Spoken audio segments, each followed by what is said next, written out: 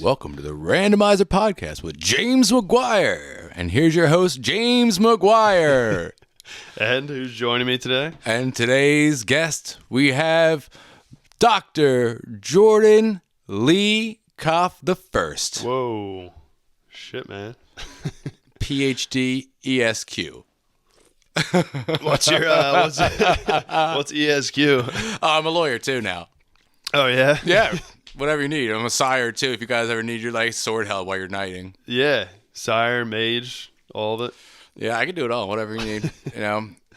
As long as you just continue playing the part, you could be what you want to be. That's true. It is ultimately that. That's true. Well, dude, thank you for coming on. I feel like we started off with you started the pod energy right away when you got here. Tell me about everything. Tell me about some of your history, which some we can repeat, some we can't, leading up to this. Some nobody remembers. And some nobody remembers. Thankfully. Yeah. You were talking about the fucking astrology signs. Oh, this is going to break your fan base's female hearts. We were talking about astrology.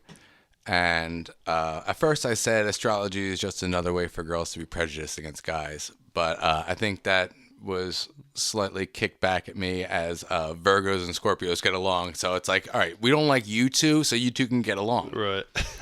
So I figured that makes some sense. The original calendar was based upon the moon, and it was 14 lunar months. And then they changed it into the Gregorian calendar. So the moon is like 14 cycles in the year? Yes. Or? Well, in that lunar year, yes. Okay. So if you were to do the math, we can pretty much do, I think, 13 months for 28 days, and that's 364 or something like that. Right. I heard somebody saying that you could really just do 13, it'd be 28 day months. It'd be more efficient. Yeah. It'd be so much why don't more we efficient. do that? So you'd look at the day and be like, oh, it's the 3rd. I know the 3rd is a Tuesday, which it would be. Because it was because I'll meet you on September 3rd. Oh, so that's definitely a Tuesday. I know I'll be at work. I'm sorry, I won't be able to do it. You can look into the future and be like, I know I won't be there. I'm working on Tuesdays. Right, because every day of the month when you do 28 days lines up. It's 4-7 day. Right. Right. Yeah. See, I'm a 20th. What? That's awesome for me. I land on a Friday on my birthday every year. Go. But is there any leap? So there's one loose day. And that would be loose day at the end of the year. The last day and the first day of the next year. So it's the last day of after December 28th. Saturday? So it would be December 28th. And then it would be that loose day. And then you would have January 1st as the next day. So that would be our New Year's Day. And then the calendar year starts again with January 1st on that Sunday. So you just have a loose day as a New Year's Day. It's not any day of the week. It's just that day. You got to call it something, right? New Year's Day. New Year's Day. Yeah. And then the next day is the 1st. January 1st. Damn. Yeah. Yeah, have you seen in China how they if you're born on December 31st, you are 1. So, when you're born, you're 1 years old. Okay. Is. And then everyone's, legal birthday, I guess maybe they celebrate their actual birthday on the side, but everyone's legal birthday is January 1st. So, if you're born on December 31st, you're 2 the next day. That is confusing. But it doesn't really make sense to me, but I'm sure it makes sense to them. I get, but they haven't lived a year. No, but they do that. A lot of Asian countries do that, where they start at 1, and then I don't know, because they're like, there's no 0. I guess. I get it, because we start at months until we go to years. Mm-hmm. It's like, oh, my baby's 11 months, and it's like he's a little bit less than a year. Sharon, calm down. But if you think about it with older people, it kind of makes sense, because when when you turn 30, you're not actually turning 30. You've just completed your 30th year of life. Right. Where with theirs, when they turn 30, they're starting their 30th year of life. like I get it, but like I like ours more too. of course it makes logical sense to us because that's how we were raised doing it. But if you were raised that way, and it's like I've lived a year already, so now that was my first year I just lived. So now this is year number 2. Boom. Now I start. But being born on the last day of the year and then immediately becoming your birthday, that's cheating the system, man. It's silly. It is silly. That's like a I leap don't year. get it. That's like a leap year birthday. You know, it's like, oh, my birthday is February 29th. So am I going to be the 28th or am I going to be the first every 3 years between? Right. You know? Yeah. That's a shitty birthday. That's the 29th. The yeah, 29th so you're of February. 4 years old. There should be a leap day. So Well, as just catch a us up. bartender, it's you don't let them in till March 1st, right? Or you don't serve them till March 1st. Oh. Like if they're turning 21. I would say that ID was a fake. Immediately. You just wouldn't even buy it. I was like, nah, that's a fake. Yeah. Get out of here, McLovin. So you haven't even had that. Dumbass. You haven't even had that happen to you. I don't think I've ever noticed and carded somebody that birthday was leap day. That's like pulling the rarest Pokemon card, I think, of IDs. Yeah. Because first of all, genius, but that's going to cause you a lot of problems later on in your life if you're not 21. Like for that, just that circumstance. Yeah, like is it the 28th or you just let them in or do you have to wait? It's I'd like say you gotta wait. I'm till sure midnight. it's a super cool novelty when it's like those 3 days, 2.5 days on average, where it's like, oh look, it's my ID on my 21st birthday. You know, Right. What if your birthday doesn't fall in a leap year? Exactly what you're trying to say, right? Yeah. So it's like, oh, so now you got to wait till the 1st. Sorry, Jason, wait outside. Right. Like, sorry, bro, you're a dumbass. You should have waited. Dude, I didn't know you were did a radio show. Yeah, I did a radio crazy. show. I did a game show. It was a game show, variety show, faux show. It was called Beat Your Buzzer Trivia. The like radio show? Was, So it was I got- all in one or was it these So are all different I got ventures? into the radio show because I was doing that show. I was trying to promote that show. And I just pretty much came on the show to like bring the funny and like do like a trivia bit every Yeah. episode and like make my coworkers rip shots during the bit and made it kind of like entertainment wise legally. And I just brought the funny. I think we spiced it up a little bit. I did a show where it was called Beat Your Buzzer Trivia. It was the best, and a lot of people have been asking for it, but it might could come back. in Wait, the so this is future. like at the bar you're doing this? Or So, yeah, I'm so confused. I Right now. started doing stand-up comedy in like What? Yeah, I did stand-up comedy for a while. I lived so many lives. It's pretty fun. This is fucking nuts, I man. know. I did stand-up comedy for a while, and then I realized I wasn't funny. So I figured out a way because I was not reading my demographic right, and my jokes were kind of like educated to a level that the Atlantic City public is not. And, you know, it was my mistake. So I took a novel approach and wadded up dollar bills and told a story and then asked trivia questions about it and threw out dollar bills who got the answer right and told people to fight to the death for it. And it became Beat Your Buzzer, essentially. And then it just grew into... Was this on stage? Or Yes, like, this was on stage. Oh, shit, okay. I did kind of like a stand-up trivia. I can Can tell you the say joke. Can you say where it was? Oh, yeah, I sure can. I was at the Boneyard in Atlantic City. Where's the Boneyard? It's on Virginia Avenue. It used to be right in front of the Taj, which is now Hard Rock. Okay. Yeah. So right up the street there was this little bar called the Boneyard, and it was awesome. It was like kind of a surf bar. They had a punk night. They called it FML Thursdays. They used to rip and tear over there. It was the best days. The best days of Atlantic City. This was like 2003. 2003, I was down here. And then I came back, and it was 2000, I think 10 or 11. I did a few summers down here because the bar I worked at in Philly would empty out in the summertime and people come down the shore. Yeah, exactly, yeah. So I was like, well, I'm going to work some shifts in Philly, and then I'm going to work some shifts down the shore. I'm not an idiot, and I go where the money goes. So I followed that down here, made some friends who did stand-up comedy, and It was awesome. Also, the fun part, I was the only white guy out of this group. In the whole group of comics down there? Yeah, it was awesome. It's such an experience. It was amazing. They took me in. We have an amazing rap album out there somewhere. Really? It's unbelievable. Like on a SoundCloud. They had a rap studio. It was some good old days. That's hilarious, man. I remember the island got evacuated for one of the hurricanes. This is like, what's back in like Sandy days? Yeah. Yeah. And I lived in a 1-bedroom apartment in South Philly. And I told these guys, like, if you're getting evacuated, you can all stay at my place. I've got a sofa bed, and I don't work like 12 hours a day, so you can just stay at my place. So, oh my God, yeah. 6 people came and stayed at my 1-bedroom apartment. I had a queen-size bed and a pull-out sofa that was a queen size. And then I would come home from working all day at this bar. And then they would be 2 sleeping in the sofa bed, 2 in the other bed, and 2 sitting on the edge playing Xbox. And they'd be like, "Oh, he's up, switch!" And like everyone would do like a whole U-turn. It's, what, the 2 would be sleeping in your bed when you got Right. back? Yeah. And I would just like hop back in. Like I was like, all right, I would sleep, close my door.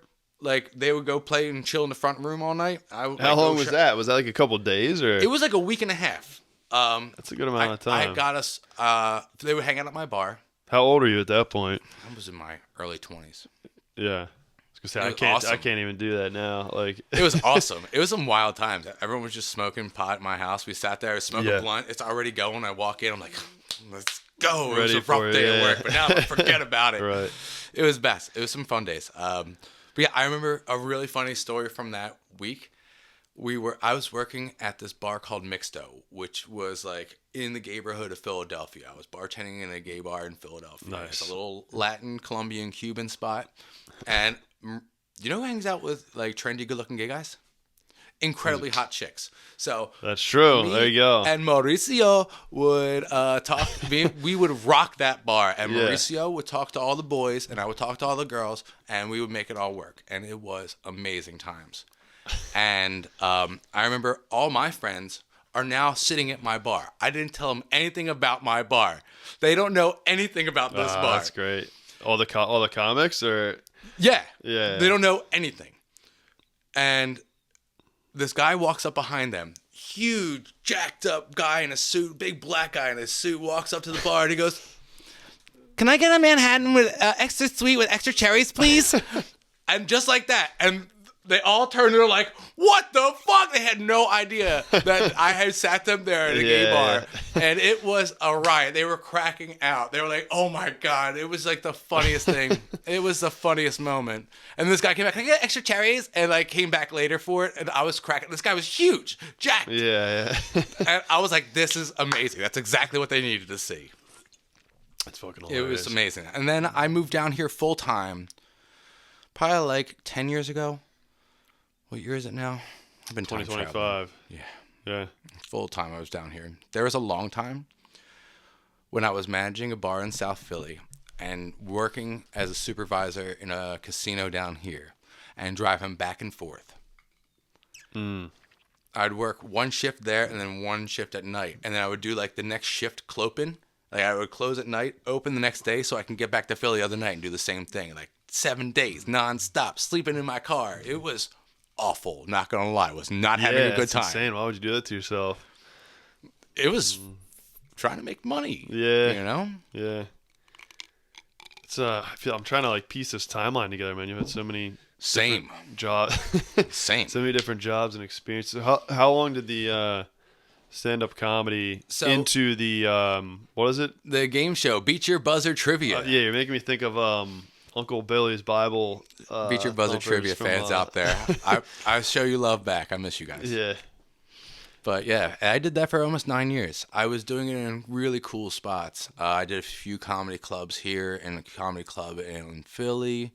I did a few pubs and like bars. Like I started in like really shitty spots sometimes, and you know I was stuck in a corner to begin with. It's a grind, man. Yeah, nobody puts baby in the corner. Yeah. You know? Yeah. So I got my way out of that corner and I got on stage and I would be booking like other comedians and bands to be on stage, and I kind of turned it into a variety show.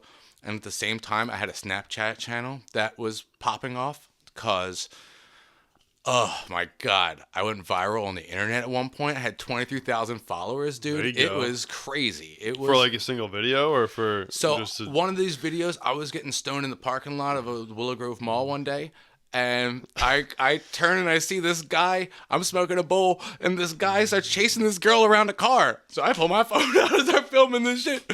And he tackles her and like steals her purse. oh my God. And- What is this, South Philly, you said? No, this is up in Bucks County. Okay. And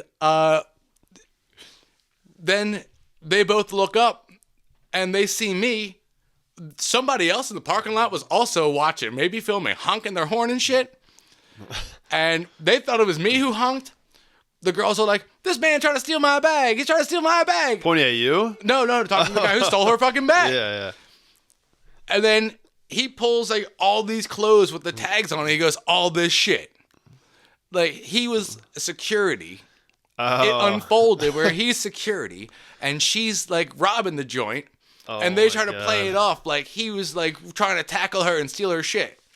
So that had like 3 million something views. And the very next video was my Snapchat. When was that? pics. This was 2015? I was going to say Snapchat came around, what, like 2012 probably? So me and my boy were filming Snapchat videos going around like smoking blunts and finding trash people put out. Yeah. And we would do this thing called Trash Treasures. And I would like present it like it was a brand new thing, and like Billy Mays. You remember Billy Mays? Yeah. So I'd be like, Billy Mays. I'd be like, brand new TV, little used. It had little scratches on it. That's for aesthetic pleasure. You know, I was just going nuts about it. We were Right. stoned out of my mind, just talking shit.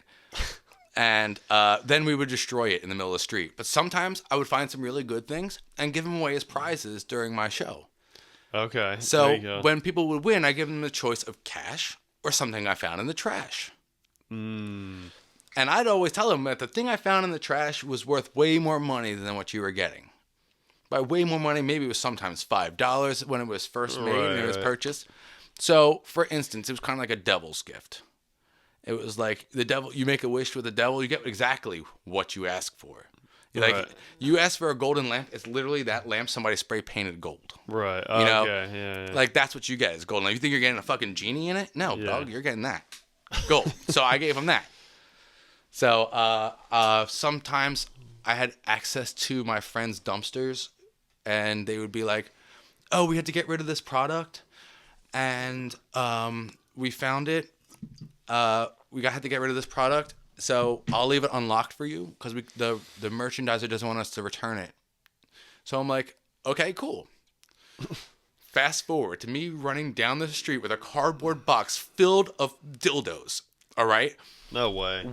I'm giggling like a little kid. I'm still giddy thinking about this joy. This is my life. I'm running down the street with a box of unopened plastic dildos, suction cups and everything. Throw them on the bar counter. I run in and I walk in the bar, a bar full of people. I'm just giggling like a maniac. Just throw the things on.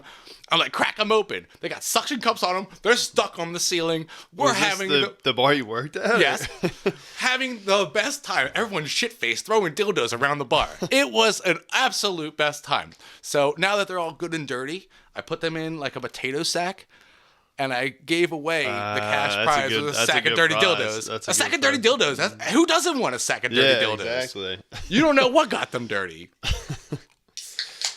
Holy shit. So what, this video...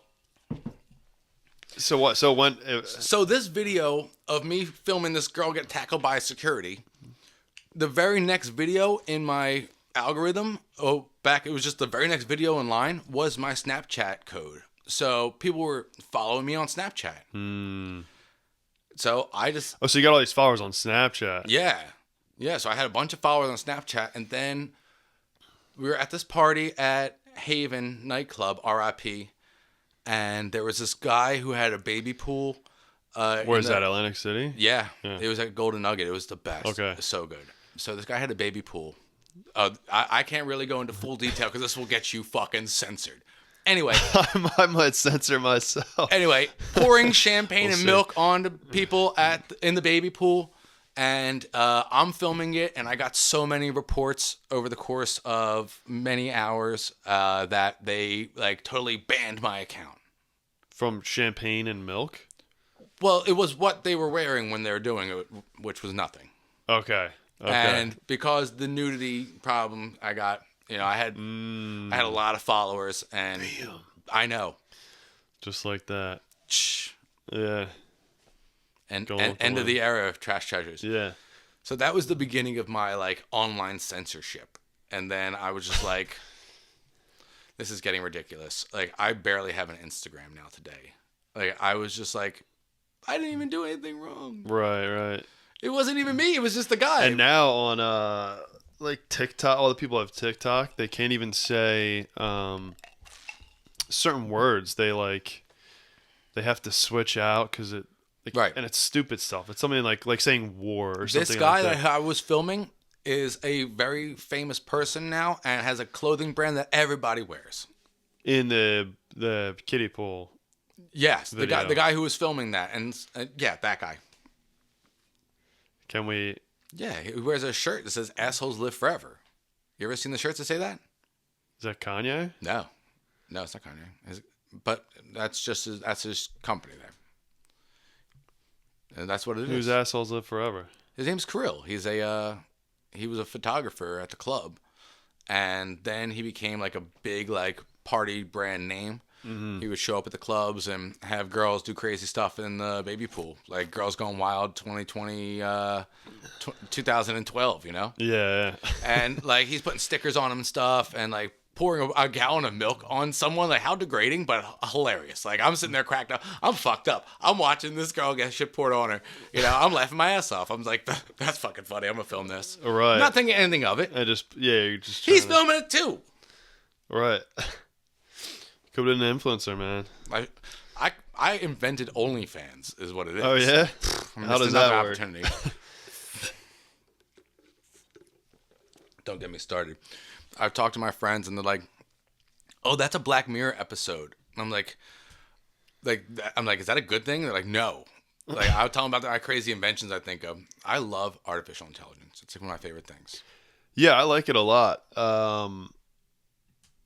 It's fun to play with right now. I think it's gonna take over a lot of aspects of our lives. I think we're not ready for what's coming very, very soon. I have so many thoughts on AI. I personally think it's underutilized. It is underutilized. It's under strict restraints. I would love to get to a point where we have like an open AI that I can be like, all right, can you build a machine? Like, I want it to build something for me. Like, can you be my robotic arm and be able to build things? That's the one thing they don't want. Because what if it becomes autonomous and starts building things that it wants? Well, it'll be in robots very soon. They have the bipedal robots they have are already so amazing and just getting better and better. And dude, they're gonna just. I mean, they already have very like basic AI in them, but they're gonna put like full on. It's gonna be iRobot world. For sure. Very like within like 5 years For or sure. less, maybe within like 2-3 years. And at that point, they'll be working. They'll be fucking doing construction in the warehouses, doing everything. They might some like bars and restaurants might throw them in there. Here's what the real fear should be. Not more than just replacing the jobs, but replacing soldiers, I think is super important. Yeah. But however, that means anything. Anything is possible. Once we turn them into war machines, I think we're all in big trouble.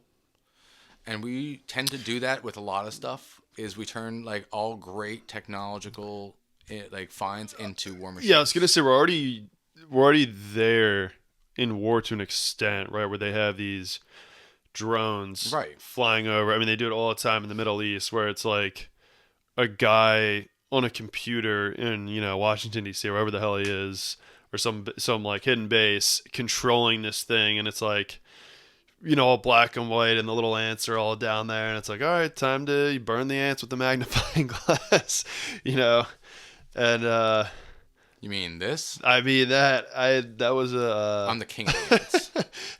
How the fuck did you just pull that out? I wear it all the time. What's that for? Is that for killing ants? For starting fires, mostly. But it's the symbol of my religion, which is Jordoism. It's just believing in yourself. Okay. That's all. I like it. And always be ready for a fire. What does the mirror symbolize? What? What is not the mirror? The magnifying what does the glass. magnifying glass symbolize? Well, I stole the magnifying glass from my grandmother, and then I stole the bead from my other grandmother. And I've worn this since I was 17. I remember I was in college. You always have that on? Yeah. I take it off when I shower and other times. Yeah, Because okay. I don't want to hit people in the face, so. you know what I'm Yeah, saying? yeah. Crazy stuff. I've seen it. It's been hilarious. That's the talk of all the town. I've heard about it. Anyway, I was in college in Ithaca in upstate New York. Mm-hmm. And my lighter died, but I had a magnifying glass in my backpack, like one of the handheld ones. Yeah. And then when I came home for the weekend, because we used a magnifying glass to light the bowl, the solar smoke. I'm not sure if I said that. No, you didn't. So yeah, the sun makes if you can, Right. Yeah, you can. Yeah. Yeah, get it hot enough. Like. So yeah, we're smoking a bowl with a magnifying glass in the woods. Dope, right? No butane, nothing. It was like apparently it's called solar burning. Yeah. And, Sweet. When I came home, at one time I just took this from my grandmother, so I always had a magnifying glass on me. I really amped it up a lot when I tried out for Survivor. And You gotta stop throwing this fucking crazy shit. so I was trying to get on back Survivor. when I won Survivor. No, I didn't get on Survivor. I tried. No, I tried really hard. Yeah. But I was like, if I can prove that Jordoism is a real religion, I'll be able to take my magnifying glass onto an island and then be able to bring a personal item. Because there was once a guy on Survivor who brought a pasta strainer as a religious item. Because you worship. Wait, a guy on the Survivor did that? Yeah, because Yes, I he know did. that people do the Yes, he did. flying spaghetti monster. Correct. It's called a pastafarian. Yeah. Okay, pastafarian. That's right. Yeah. And that's I'm like, that's fucking genius, but not practical in a survival environment. Yeah. What And was he using it for? I guess you kind of like.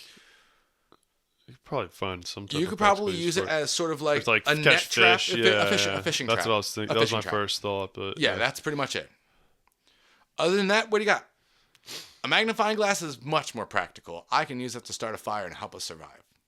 Yeah, that's a yeah, it's a good point. 'Cause even like a fire starter or something, like assuming you're gonna be out there for like stuck forever, Right. It's gonna run out over time with the magnifying glass. My game Lasts plan forever. was to essentially like burn the campsite down and force everyone to be completely miserable, like sleeping in the rain with the bugs and like the wet. Like I want All you, the other Survivor I contestants. want you guys to want to Yeah. go home. I want you all to go home. Like, oh, all of our food is not here anymore. All I have is this rice. I hope you guys like rice, muddy rice. But how are you gonna? You're just gonna. I'm gonna grin and bear it. I'm gonna destroy them mentally. You're from just gonna inside. tough it out. Yeah, I think I was built for that. Built for the mud. Like games. Yeah. When it comes to the games, I'm a video game master. You put me in that right location, like I know exactly what to do in most video games. When it comes to feats of physical strength, is probably where I lack. I've been working on my 1 foot standoff every day, working at a bar my whole life. I feel like my mother is a flamingo. Like I could probably do that. Yeah. Like 1 foot standoffs. Like if it comes down to a 1 foot standoff, I could probably. Is that something win. they do on Survivor? a lot? I haven't watched that show. So in they a usually long- put since you I was like a kid. in this lake in a circle on like one post, and it's like, all right, 1 foot. If you put your foot down, you're eliminated, and you got to jump into the water. Okay. And I hate getting wet. So even more of a reason you're gonna 100. Sitting on the pole.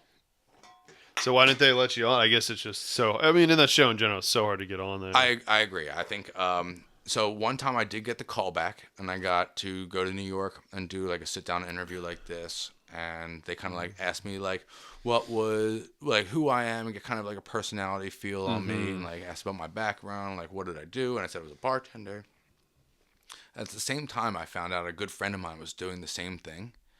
But I didn't know they were a good friend. They were a friend of mine from down here. I'm still in Philly at this time. Okay. and we were going back and we got off the same train. Mm-hmm. And I was just like making friends with somebody. I was like, "Were you just at that thing?" She's like, "Yeah." I was like, "That's awesome." So like we were just talking on the way back, and then years later I became friends with her, and that's that. But yeah, I got called up once to do a second interview. They didn't like me, and that's it. Damn. I tried like 6-7 times though. Like I sent in a VHS. Did you try like other? I mean, back then that was probably wasn't too, but now there's like a billion.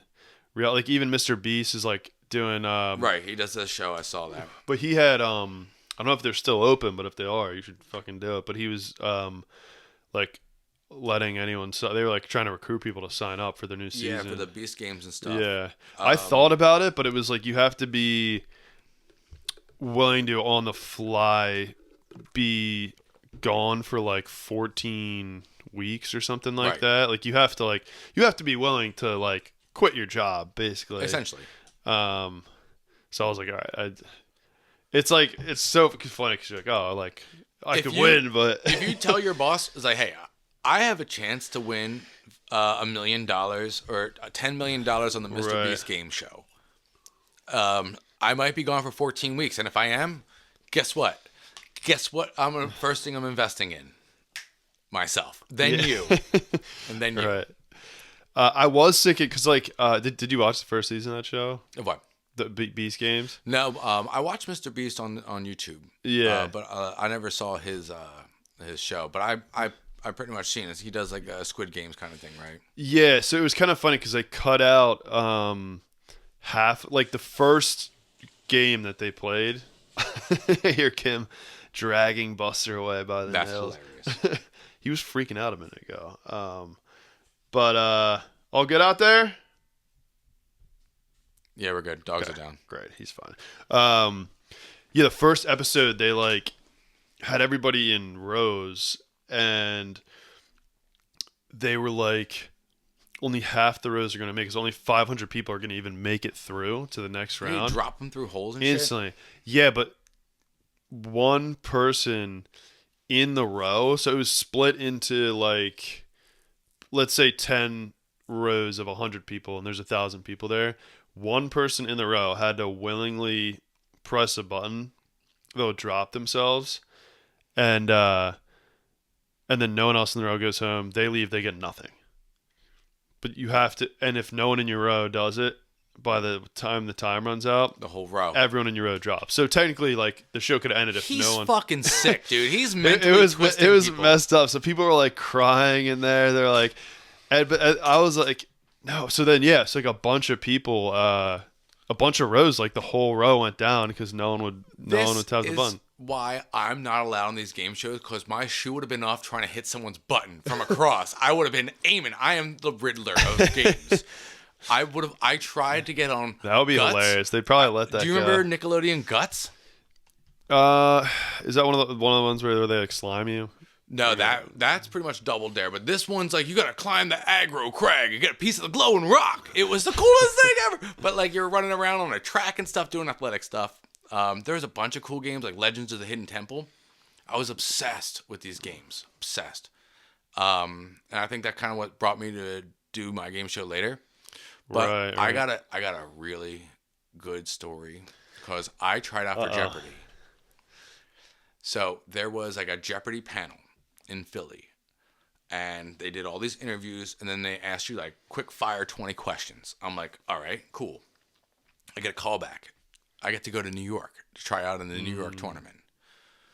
I get the tournament. It's like a 3-man tournament, and So there's this is a full tryout for Jeopardy? Yeah. So I had to know play. they did I had to like pretty that. much play Jeopardy. It was me versus two To get little on ladies. Jeopardy, yeah. Me versus two little ladies. One of the 6 categories was a literature round, and the other round was a Bible round. And I'm like, oh, I'm in big trouble here. Yeah, that's tough. So as I'm getting the answer, I'm trying to ring in, It was like the Catholic. and I'm trying to ring in, Yeah. and I'm not able to ring in with Jeopardy until they're done reading the questions. So you were trying to buzz it early? Right. And they wouldn't during this, but like during Yeah. like the game Jeopardy when I play, I'm like, I got it. So it was kind of like a trigger race towards the end of it. So I had to wait for them to finish reading the sentence and then press it. Okay. And I got smoked by two little ladies in Jeopardy in the first. Smoked. It was bad. Not even one sports round. Had they given me one sports round, I would have had a fair shot. They would have had no idea.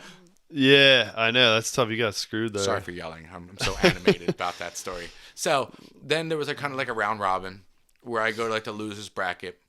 And then this man, a bald man with glasses. Oh, they even gave you a loser's bracket, Yeah, so they gave you another chance. cleared the board. Absolutely decimated me. I couldn't keep up. I was out of my realm. Jeopardy's tough, dude. Like, Dude. it's my mother calls me Rain Man because I'm the king of just random facts. I love that.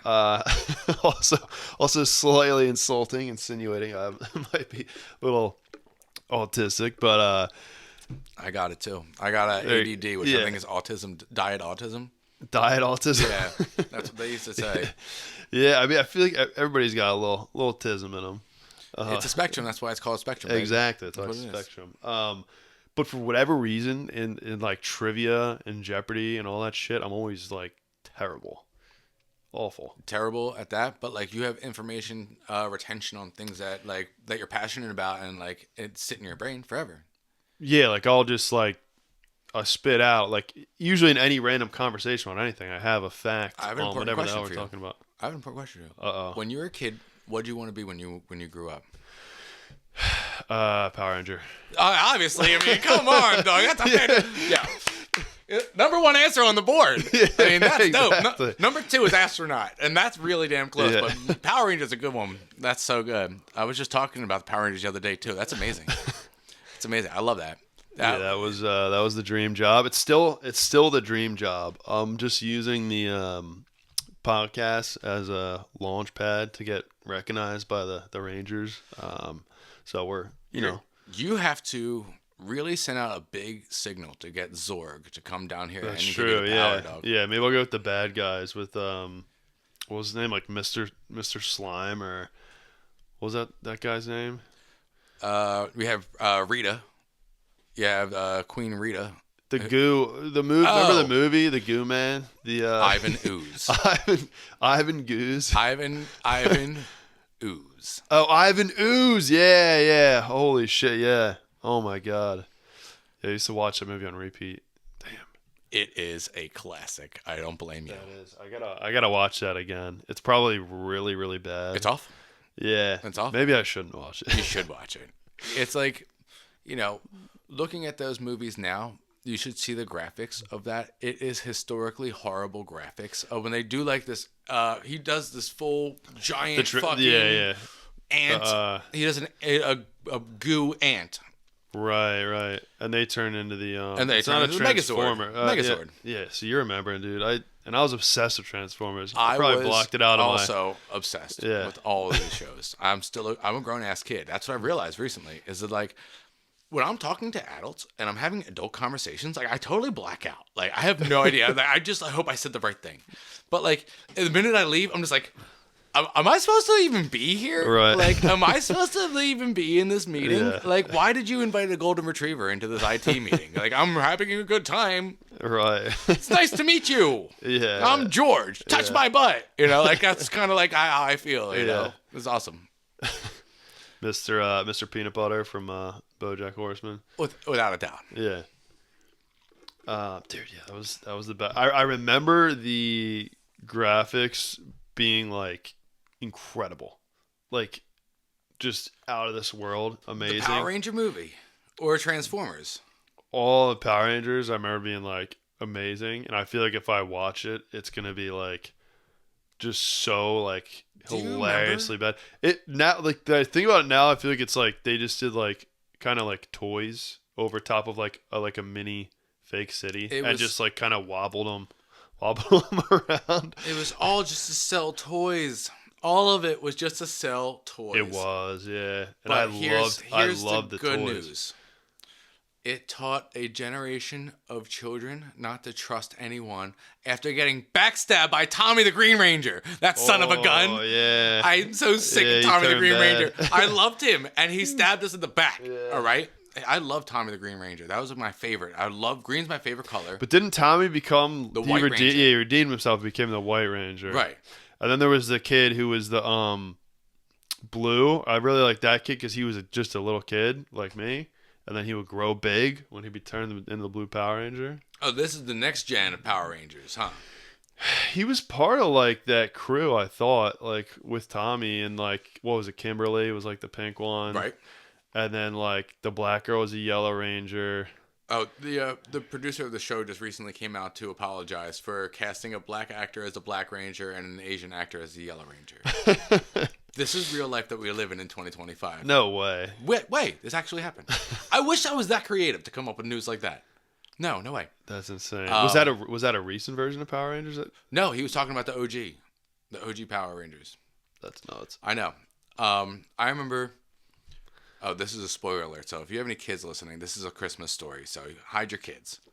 So I was raised in a Jewish family, and my parents take me and my brother and sister to New York to do the FAO Schwartz experience, where we get to jump on the piano in the ground and play big, like chopsticks in the piano. Is that a Jewish thing or? No. That's from the movie Big with Tom Hanks, and like he's playing this giant piano, and then we get to run around and we did our own Jewish Christmas in New York. Right. Like, got to go see the Rockefeller Center big tree and do the ice skating rink, and then we went to FAO Schwartz, and we're playing in FAO Schwartz. It's like a 3-floor toy store, and I'm having the best time. And then we're like, can I get this? No. Can I get this? No. Can I get this? No.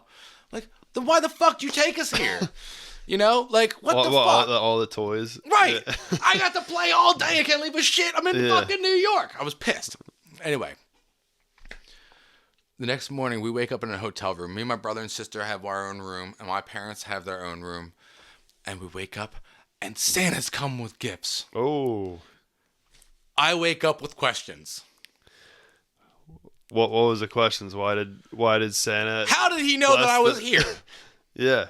How did he know? I don't even live here. We're on vacation. I'm in New York. We live in Philadelphia. Because he's Santa. How did he fit in through this door? There's no... What, did it come through the radiator? I heard this motherfucker was fat. You can't fit through the radiator pipes like that? That's some real fucking magic, right? He snuck right in through that front door, man. You had no idea. Right. I had no idea. I was pissed off when I woke up, and I was like, you guys are lying to me. I'm mad at my parents. So they got me the whole fleet of Power Rangers, where you touch the button on their belt, and they go from like human head to like flips, and it's like boom, Power Ranger head. Yeah, I remember those ones. The best it was a toy button in the on world. the back. It was like a light switch on the back of them. Yeah, it was either the back or their belt button. It's like it's morphin' time, okay, and they fucking switch head. I'm like, yes. So you didn't even care if Santa dropped. I was like, you're lying, but I love this. Thank you. But the plot twist was to not. They were. Plot twist is Santa's real. Santa was real, and I didn't ruin Christmas for my sister that year. Yes.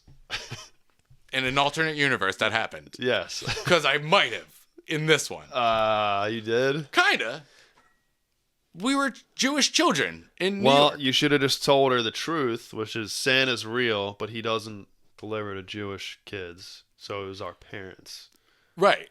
Because Santa That's how the story of Hanukkah Harry was born.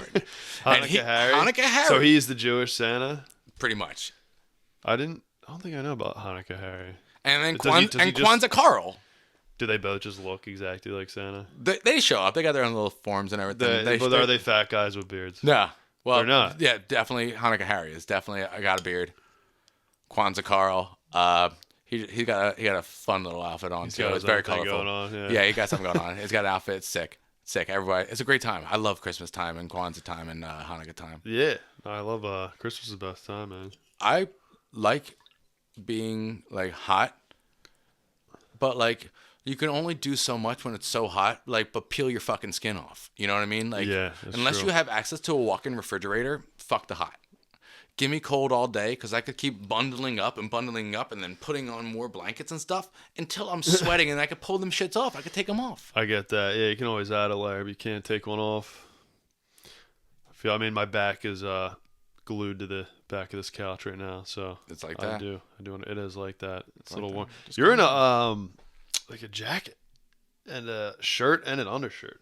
I'm pretty surprised. Yeah, I just came back from Best Buy. Finished the shift at Best Buy. Yeah, long shift. In the I'm just vibing. Yeah. No, I'm just cool, man. I got my sleeves up. We're good. I'm just hanging out. I guess I run. I don't know. I feel like I've been running hot the past couple of years. It's been hot. So I put on a little bit of weight. Good weight. But that's what it is. Yeah. That's what it is. Yeah. You go to the gym a lot. I heard that. Yeah. Like 5 days a week. That's cool. And then I try to run like 1 or 2 days a week with the dog. Do you run around? Oh, with the dog, you can't take the dog on the treadmill. Nah, I don't run. Even if I didn't have them, like I would not run on the treadmill. Like even in the winter, like I don't. I only see the point of running on a treadmill. Not knocking anyone for it, but for me, I only see the point of it if I lived like somewhere where it wasn't like safe to go outside, sure. Or like I just didn't have like a sidewalk and it was all like busy roads or like just roads where it's like just not smart to run on, you know. I like the trees and the birds and the breeze and. You know. I'm literally the exact opposite. I hate birds. I definitely hate birds. I don't like people to watch me running. You know, it kind of like freaks me out when I see somebody running. Like, what are you running from? I'm kind of like an instant panic kind of guy. Like, if you see somebody running in like gym shorts now, it's kind of like a normal thing. But like, if you see somebody running in a full fit, like you start running too. Like that's a PSA for everybody out there. Yeah, like what are we running Godzilla's from? behind that motherfucker. I was about to say, where's Godzilla? Yeah. I was very about to say that. But like, I don't like running out in public like that. I just don't have that gene in me. Mm-hmm. I like running on Teddy Roosevelt and getting my shit out there. Plus, I'm just like running really aggressively against a little old lady next to me. Like, she has no idea she's in a race. I'm just trying to beat her. Whatever she started, I'm trying to pass her. And meanwhile, the whole time I got music pumping in my ear. I'm farting the whole time. She has no idea what the fuck is going on. Are you? Have you been running a lot, or like for a years long time? Ago? Years ago, I was really going after it, and I was in. I was telling you earlier about my step counts. Like I was really going after you got around COVID. Around COVID, I was really going for it, and I was trying to get as many steps in as possible. And then most recently, I just stopped getting that aggressive. Like I go to the gym maybe like 2 times a week now instead of when I was going 5 times a week. Like okay. what am I training for? A fucking marathon? I'm not training for a marathon. Yeah, no, I feel that. I feel I do a lot for like my mental health though too. You know, right? It now I feel like shit if I don't go. Yeah, it's a great mentality. Yeah, it took me like a long time to do that though. Like for a while it was like really hard. Like I would go for a week or 2 weeks and then kind of just give it up, or like you take a quick break and then it's all because I was trying to like get motivated to go, where that's like not, you want to just like change your why am I blanking on what the fuck I'm saying right now? You gotta have discipline really, and just like create good habits is what I was trying to say. You need to create good habits and just discipline and be like, I don't want to go work out, but I'm just gonna get in the car and just drive there. I'm not working out. That's like, I don't know, you like reframe the way you're thinking about it, I guess. It's like, oh, I'm not working out, I'm just getting in the car and driving right now. And then once you're there, you're like, all right, I'm here, like I might as well just fucking walk inside and do a shitty 20-minute workout, and then I'll leave. And then you get 20 minutes into your shitty workout, and then you're like, all right, I'm 20 minutes in, like let me just do a fucking hour. And they say that getting there is probably one of the hardest parts.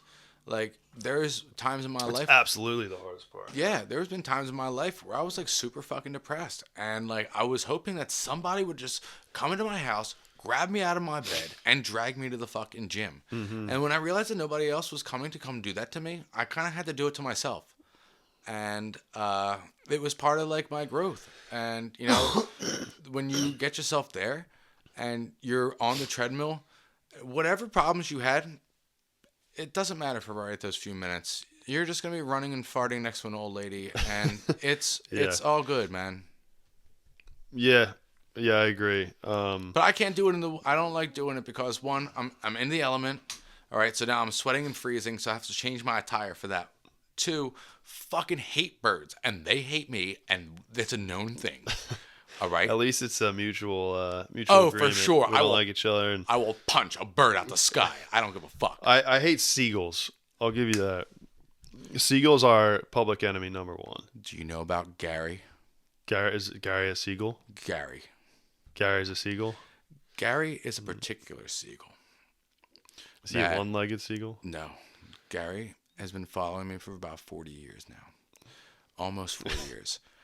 One day, I don't think seagulls live that That's long. what I said. This might be Gary Jr. That's what I said. Oh, yeah. That's what I said. Until I always look, and it's always the same seagull with the black face on. He's got the black face seagull. You know, not the white face like eagle seagull. Like Got a black head with a white body. Yeah. Yeah, so he's Gary the Black-Faced Seagull. And he finds very creative ways to shit all over my car and tear my fucking trash up all the time. Like, I'll park near no trees, no power lines. I am in the clear. Gary shits down the side of my fucking car somehow like a Matrix. Yeah, I mean, seagulls might... I gotta look this up now. Do seagulls hold grudges? Because I know some birds do. That's facts. That's facts. A lot of birds do hold grudges. And humans hold the best grudges. Oh... Here we go. I'm sharing my screen here. What do you got? All right. Yes. Evidence suggests that seagulls, particularly herring gulls, may hold grudges and pass them down. It is fucking Gary Jr. Wait, was it Gary? It's Gary. It is fucking Gary Jr. And pass them down through generations.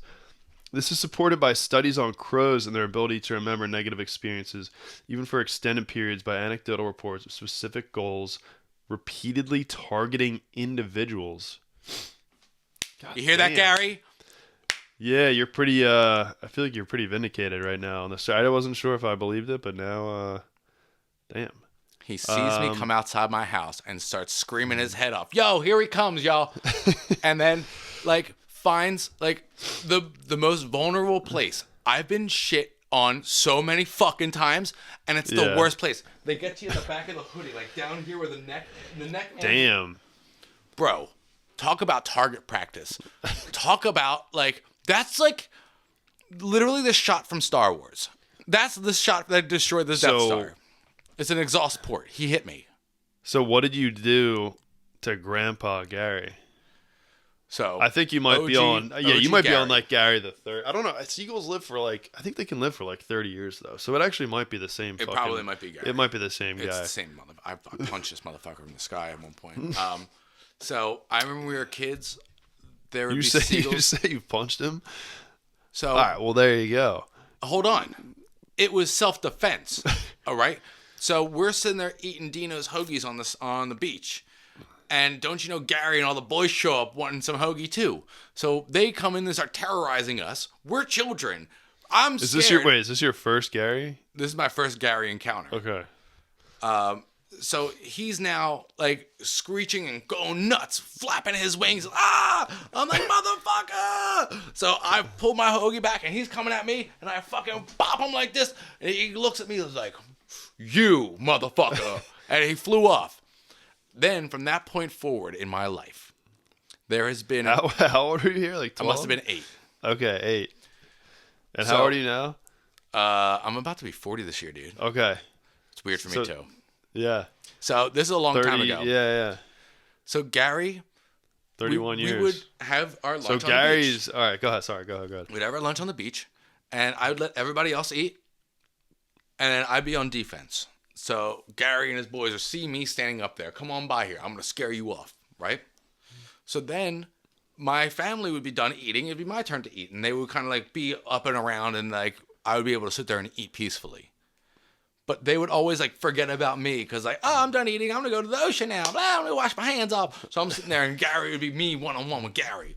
So there was a whole time when I had reached up there and grabbed this motherfucker. He's squawking, biting in my hand like this. Grabbing in my hand, biting it like this. Ah, motherfucker. And so this is how long after the first This must have been within the next few years.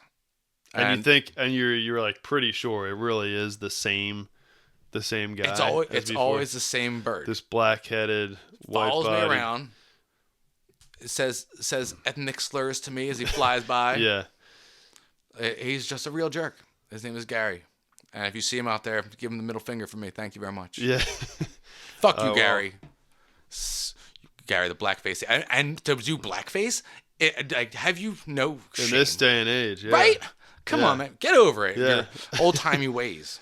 So I want to finish because there's a couple more like factoids on. Stories have been shared about gulls targeting specific individuals repeatedly, even after a negative encounter, further supporting the idea they can hold grudges. That's nuts, man. I did not know that. I hate you, Gary. And how long Mutually. so he's like a laughing gull then, I guess, because he's like the normal looking seagull. So yeah, you have the ones that look like sea eagles. Oh, he's like he was on the bigger ones. You know the big white ones? Yeah. He's not one of those. Yeah, he's one of like the littler He's guys. the pesky looking little Yeah. ones. So laughing gulls typically live for 15 to 20. Excuse me? Did you call them a laughing gull? Laughing gulls, yeah. You know why? I sure do. He's a Gary real knows. joker, that Gary. Gary knows why.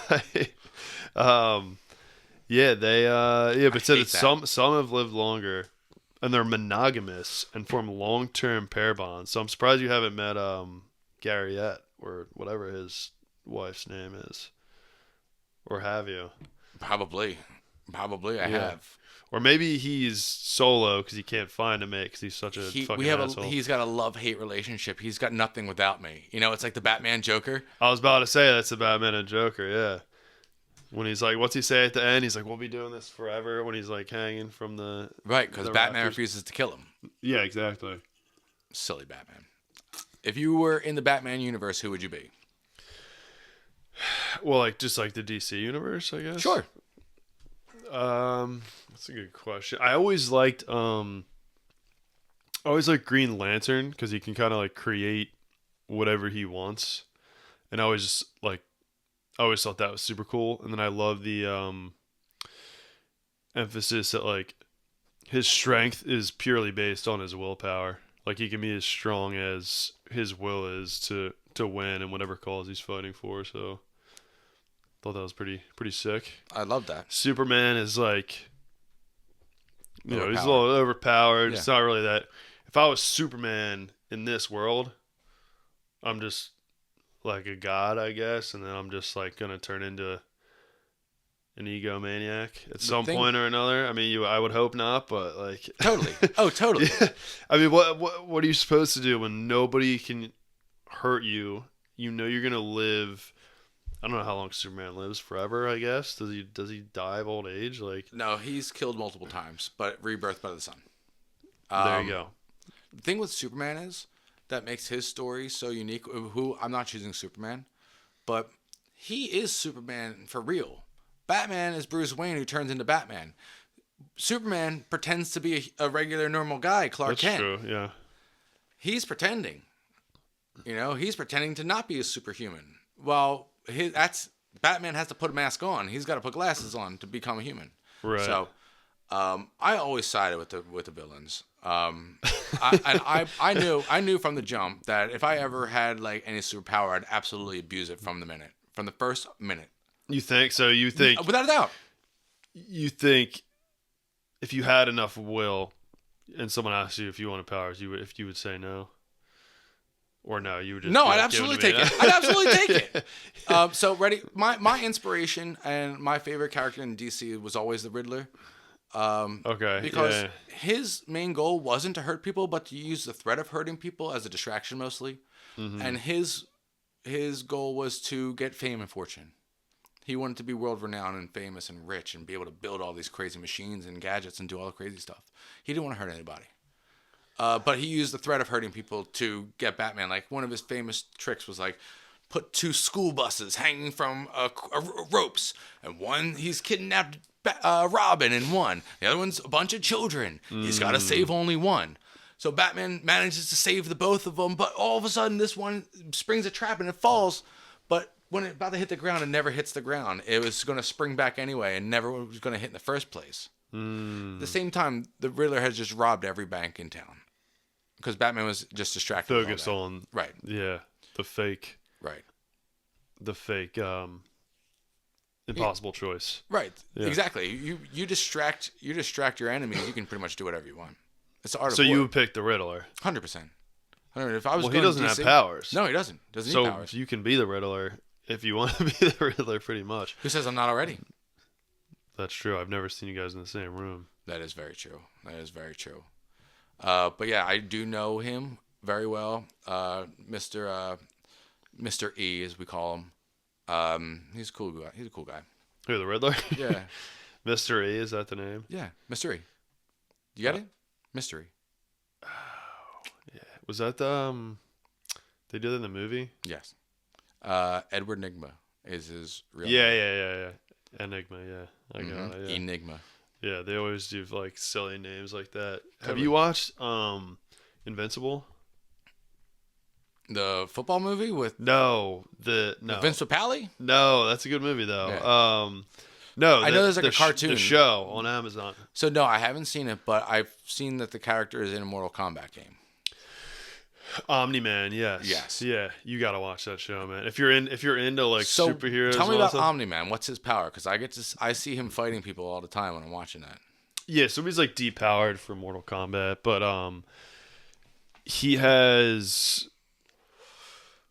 He's omnipotent, which means he's all powerful. he has essentially, well, that's his name at least, or Right. that's what he's trying to imply with his name, that you can't beat him. But pretty much all the same powers as Superman. He doesn't have laser eyes or like the sound thing. Is this a DC thing? No, it's not. I don't think it's related to DC at all. It was like, I think it's a solo, but I don't want to give anything away. Yeah, on the no spoilers. I on might the watch story, but he's it's clearly like inspired by Superman's character. So he's from a planet called Viltrum. He's a Viltrumite. He's thousands of years old, and his story is that he came to Earth as people from his planet. People from his planet go out to different places in the universe and like become the protector. So he's like, I was chosen to be the sole protector of Earth. Everywhere else they go, pretty much like all the aliens look like aliens or like totally like weird like lizard people or bugs or whatever. But he happened to like get lucky with the one planet where everyone looks like him. Everyone looks like him, so he can kind of blend in. But the other planets that people go to, they don't look like them. And without giving anything away, the first episode really, it starts off like a children's, like you think it's like for like 14-year-olds or so for the show, for the first probably like 20-25 minutes of it, and then the last like maybe 8 minutes of the show is like just like carnage and like horrific chaos and violence. Oh, sure. And yeah, just like very, very graphic. And then you realize like, oh shit, this show is like gonna be fucking crazy. Right. And yeah, it kind of just descends into chaos. And the show is about Omni-Man's in the show, but the show is about his son, okay, Mark, who goes by Invincible, and he has the same powers as his dad. That's awesome. They say like he's like a Viltrumite DNA is so strong that you're like 99.999% Viltrumite. He's going to be the next protector of Earth. Essentially, yeah. Right. But yeah, I wish I could spill the shit, but I won't. But, no, that's cool. Yeah, it's a very cool show. Have you seen The Boys? No, but I heard that's another cool one too. It's kind of similar to The Boys. I'm weird with TV shows. I'm super weird. Do you like not watch a lot of TV? Or? Years ago when I was a kid, I used to watch a ton of TV, but like I just don't have time for it. Like I had to cut like video games and TV out. Like when I'm watching something, it's pretty much sports now. Like I spend my time watching a lot of sports. If you watch a lot of sports, yeah, you definitely don't have time. Like, I don't have time to watch a TV show. There's a game on right now. Right. Multiple games on right now, and the Derby's tomorrow. Kentucky Derby is tomorrow. Can I go on record with the winner? Yeah, go on record. The name of the horse that wins tomorrow is Citizen Bull, the number 1 horse. Is the number of the horse is 1 or the horse number 1? That's something that a friend told me. I feel very strongly about it. I know Your that friend has the insider. I have a guy who's a horse guy. Knowledge. I have a horse guy. Who's Should I like, put my whole bank account on it? I wouldn't know about going that far, but I did a win play show for a nice little price, and if that pays out, that'll be dope. That'll be great. Which one is it? One more time. It's called Citizen Bull. Citizen Bull. It's a Bob Baffert horse. If that name rings a bell, you know that's gonna win. Interesting. He's been banned from the league for multiple years because of like PEDs. Like he gave the horses like Adderall or some shit. I don't know what he fucking did. So he found a workaround now. Probably he found the secret sauce that's undetectable. Cocaine horse. Yeah. New movie Coming to summer theaters. Yeah. I'm hyped for it. It's gonna be great. Yeah, man. Do you know a lot about the Green Lantern universe? Not really. No. There's a whole rainbow of rings. Yeah, I know. There's a whole. And they stand for. I know there's like green, red, yeah. Yeah, they all stand for different emotions. Essentially. Right. Yeah. I know that. I don't know too much. I'm not like a huge comic nerd with like DC or Marvel, but I know all the main characters. I've seen all of like I've seen a lot of the Marvel and DC movies and stuff, and seen like some stuff in the comics, or like I'll get like sucked into like a stupid like Quora like debate on like who's stronger between two superheroes I know fucking nothing about, like, and so I know a little bit. I'm but like a superhero lawyer. You're like, if you want me to ever represent you in a court of law when it comes to nerd shit, I'm there for you. There's some really cool rings, man, and like there's some of the corps like green and yellow and red, like there are armies of them, and then there's white and black rings, and then there's the indigo and pink rings. The black ring is my personal favorite one, but if I is that the one that like sucks power from the other ones or something? That's crazy. So ready? There's a guy. An episode is called the Black Fist, and anytime like a superhero dies, they become part of his core. So he's got like dead Batman. He's got dead Flash. He's got Superman. He's got all these guys who just died. Now to jump on the other side. Now they're fighting these guys that just died. So they're like his like kind of right. They look zombified, like totally like falling apart, decrepit zombies. Oh, they look like creepy zombies. That's but like Batman as a zombie. Yeah. It's really fucked up cool. There's an orange ring. Is he a bad guy or is he a good guy? Who, Batman? No, the black ring. Oh, he's not a good guy. No, okay. Yeah, he sounds like a bad guy. He's zombifying everybody. Leads an army of dead. Yeah. Against the Justice League.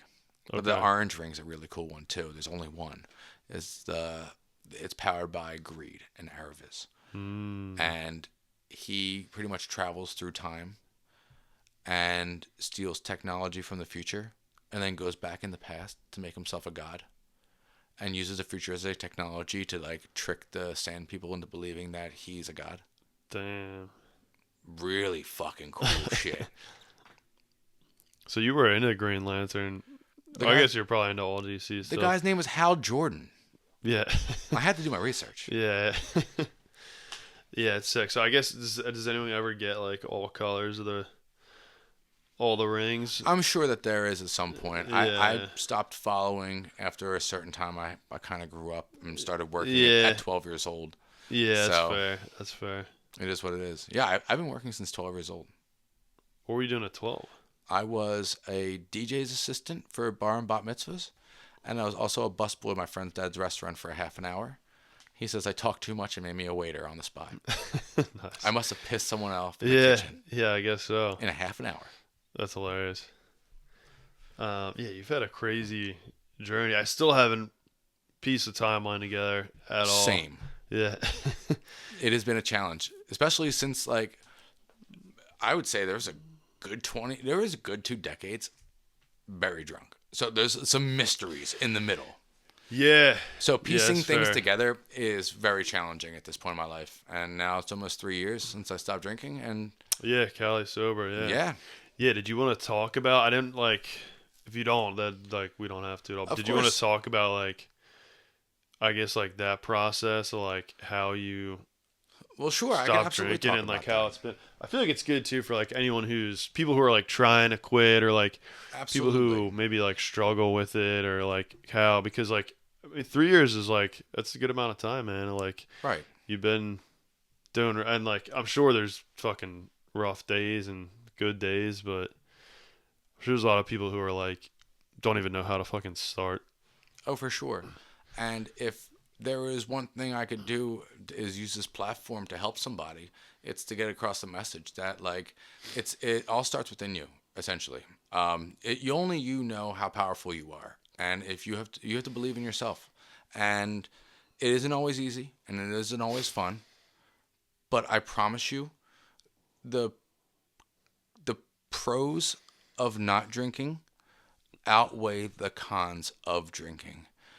And every day and every month, I learn something so new about myself, something I probably knew already and something I discovered. And, it wasn't by myself. There's millions of people who have helped me. Yeah. And I can't thank them enough. Like there's people I've gotten really close to. Like there's been challenges in my life for sure when it comes to not drinking, especially in my field. But like Yeah. it's like ultimately I'm in the face of it. I get to see the drunkenness across from me every day, and I say to myself, that's not me anymore. Yeah, that's a good point, man. Yeah, because I was like, that was one of the things I wondered, like, how the fuck does he do it? Because I don't know, you're trying to quit, and it's like all around you at all times, like even if no one's there, even if you're alone and the bar is empty and you're not getting any, but that probably makes it even worse. But like, yeah, even if no one's around there, it's all around you at all times. That's a good point. Like it can be a deterrent too, seeing some guy fucking maybe being the same way that you were at one point, and you were like, wow, that was me, Right. and now it's not, and that feels good, probably. You nailed that. Yeah. On the head.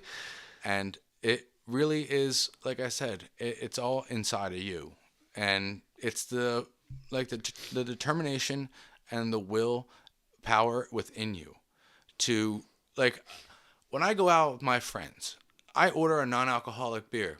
Yeah. It's not for me. I'm drinking it because my friends are drinking, and it makes them feel more comfortable because they remember me when I was drinking. So having a beer in my hand makes them feel more fluid, and it's more of a psychological thing for them. Like I never drank beer when I was drinking. Right. Like there were so many rationalizations I made for myself about like, I thought it was normal to wake up in the morning and throw up after you drink, right?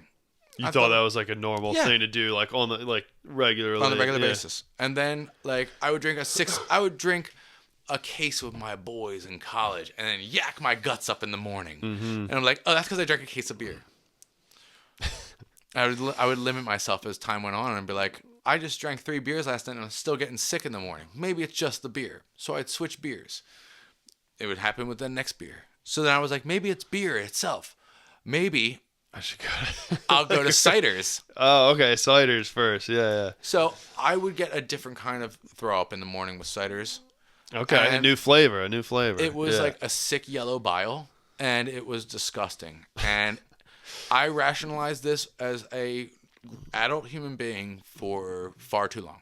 Yeah. And like I didn't once think about my health and my physical health or my mental health or my emotional health or why my jobs were bouncing around and why I had such a chaotic life and why I couldn't hold down a stable relationship and why do you sorry to interrupt. Why do Sure. you think that is? Because it's just so curious to me or like so interesting to me because when like someone who's struggling like that and you can see it and other people around them can see it and people are trying to help them or like try to figure out like what can we do, and everyone else sees that and they're all worried about your mental health, your physical health, your well-being, that you could wake up dead one day.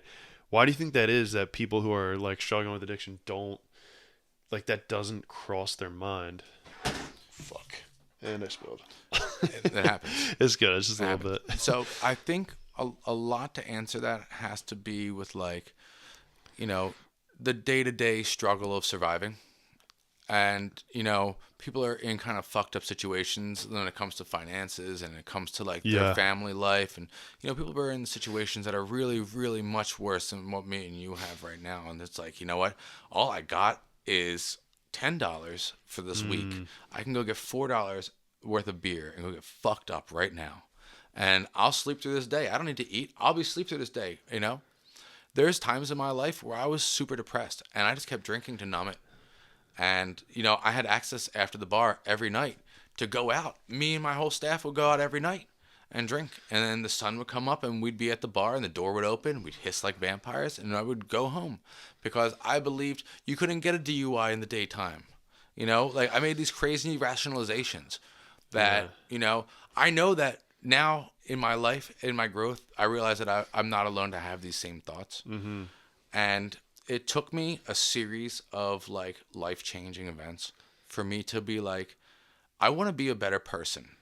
I think about my life story in a linear path where it's like, this is where I started and this is how I want it to end.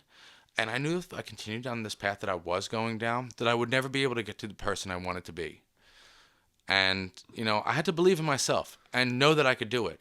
And like I said, no one was coming to shake me out of it. I was never going to get struck by lightning. I'm never going to win the fucking lottery. You have to do it yourself. Yeah, no, it's a great point, man. I think a lot of people, and I haven't had the same struggles, but just in my life, like I've also felt like there was times where I was like waiting for someone to just like give me the great fucking life that I wanted, like waiting for it to just be handed to me or get my break or whatever it is. And it's honestly like a really freeing feeling when you realize like nobody's fucking coming. Like you need to like buckle your shit up and do it. And that sucks at first, but like it's going to be so much better when you like can take responsibility and be like, my life is not going the way that I wanted it to, not because of him or her or the fucking government or whatever, my family, like it's on you. And like, yeah, people have shitty situations, very shitty things happen to people, and a lot of people get dealt worse cards than other people, but there's also a lot of fucking people that get dealt a really shitty, terrible hand and like still come out on top or still come out with a good fucking attitude on life. And like, yeah, I don't know. I wish like so you could like inject that into some people's brains, but at the same time I think too it's also like sometimes people don't there are some people that they don't even need a lot, they just don't have anyone like giving them any words of encouragement or giving them anything. And that's like something I'm trying to do with this, and like bring the guests I'm having on, like bring that to someone. Like I'm hoping somebody hears you talk about your story right now and like it can resonate with them, and nobody's ever like laid it out for them like that before, and they're like, oh, that makes fucking sense. Like I need to do this, Yeah, and pretty much I've been to AA meetings when I was a kid, but that's pretty much what I picked up is that when you tell your story, there's a message that comes through. It doesn't have to be for everybody. It could be just one person, and if my story saves just one person, then I've lived a very successful life. Yeah, it's worth it. So ultimately, I'm saving my own life. And there's like, Yeah, and that's worth it alone, even if it doesn't reach anyone, which it will, but still, yeah. And like I said, it's not always easy and it's not always fun. And finding fun things to do without drinking at first was really fucking challenging. Yeah. Because that's all I knew. And all my friends, they stopped calling me because all we had in common was the beverage. And the truth is that they did me the favor to realize that I am so much more of like, I'm so much more valuable to myself than any of them are.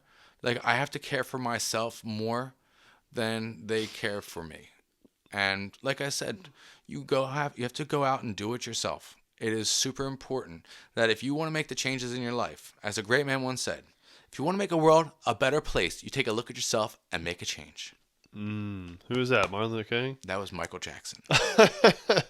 Oh, and he says that in his one song, right? Yeah. Yeah. If you want to make a world a better place, yeah. take a look at yourself and make a change. Yeah. I'm talking about the man in the mirror. No message could have been any clearer. Dude, Yeah. love that. Yeah, hell yeah. So, like, I'm a big MJ fan. That is definitely my favorite musician of all time. Yeah, he was a great musician, man. Jackson 5 is, I think, if there was a class of music that I would introduce aliens to, I would say, here's the Jackson 5 collection. Please don't kill us and eat us. Thank you. Yeah, like the you watch Rick and Morty ever? No, but that's another show everyone tells me to watch. That's another show. What? Another show everyone's told me to watch. Yeah, well, it is the first couple of seasons are fucking amazing, that show. But there's an episode of that show. I thought you were like referencing that. There's an episode. This happens all the time.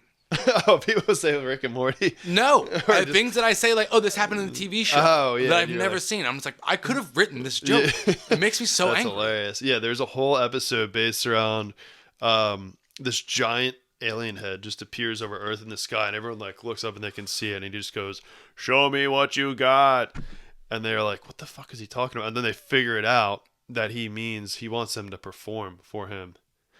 And they find out it's like Earth and like 6 other planets got like warped into this little like area, and they all need to like put their best song and dance on for this alien, and then he'll like spare the best performance of them all.